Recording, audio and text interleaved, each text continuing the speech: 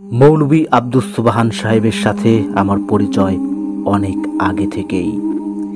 1991 সালে গয়েশ্বরপুর হাই স্কুলে শিক্ষক হিসেবে যোগদান করার মাধ্যমে পরিচয়ের ঘনিষ্ঠতা আরও বৃদ্ধি পায়। উনি বয়সে অনেক বড় ছিলেন। তিনি ছিলেন একাধারে হাই স্কুলের শিক্ষক এবং গয়েশ্বরপুর জামে মসজিদের ইমাম।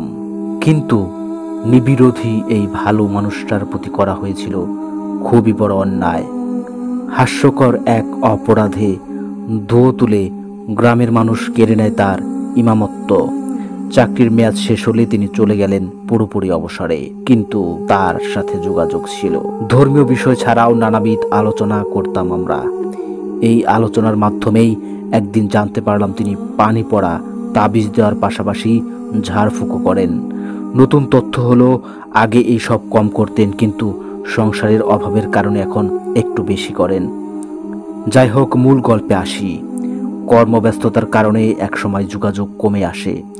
মাসখানেক পর ওনার খোঁজ নিয়ে জানতে পারি উনি খুবই অসুস্থ।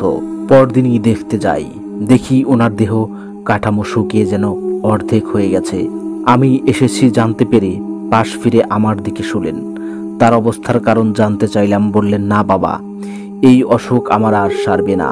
এটা অসুখ না, না না, অত ভাববেন না। ভালো চিকিৎসা করালে আপনার অসুখ সেরে যাবে। কিন্তু তিনি মাথা এপাশ ওপাশ করতে লাগলেন। সেদিন চলে এলাম। এরপর কেটে গেল আরো একটা মাস। এক ভোরবেলায় হন্তদন্ত হয়ে বাসায় এলো মৌলভী সাহেবের মেঝো ছেলে। বলল, ভাই, এখনই আমার সাথে চলেন, আব্বা আপনার সাথে দেখা করার জন্য ছটফট করছে।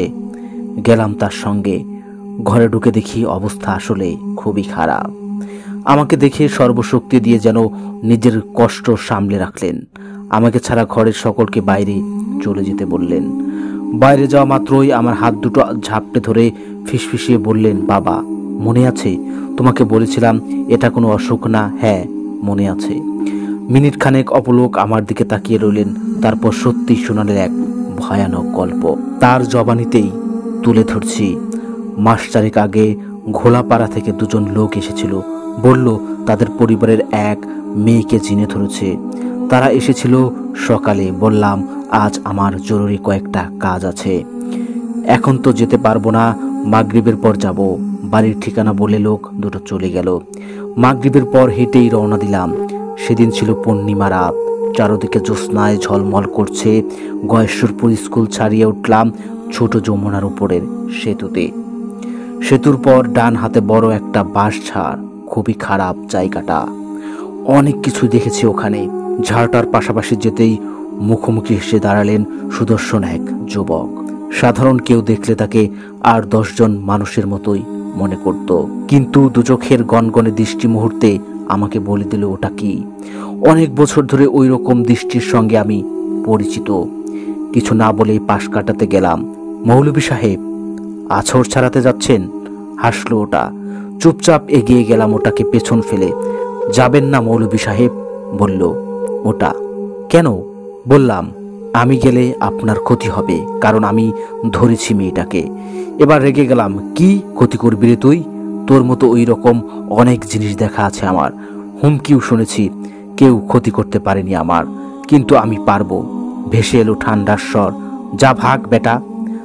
রাগে গা জ্বলে গেল আমার। খুব ভুল করলেন মৌলভী সাহেব। আর কথা না বলে পা চালালাম দ্রুত। পেছনেও আর সারা শব্দ নেই। ঘোলাপাড়া গিয়ে ভর হওয়া মেয়েটির সামনে দাঁড়ানো মাত্রই দাঁত কিচিয়ে বলল, কিরে হারামজাদা, এত মানা করলো তাও শুনলো না। এরপর অকথ্য ভাষায় গালি শুরু করলো। ঘন্টা দুয়েকের মধ্যে মেয়েটির আঁচড় ছাড়ালাম।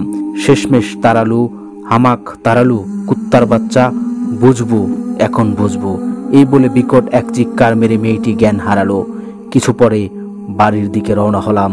মেয়েটির বাবার সাথে লোক দিতে চেয়েছিলেন, কিন্তু মানা করে দিলাম। ফিরতি পথে বাস ছাটার কাছাকাছি আসতেই দেখলাম আবার ওটা এসে দাঁড়িয়েছে।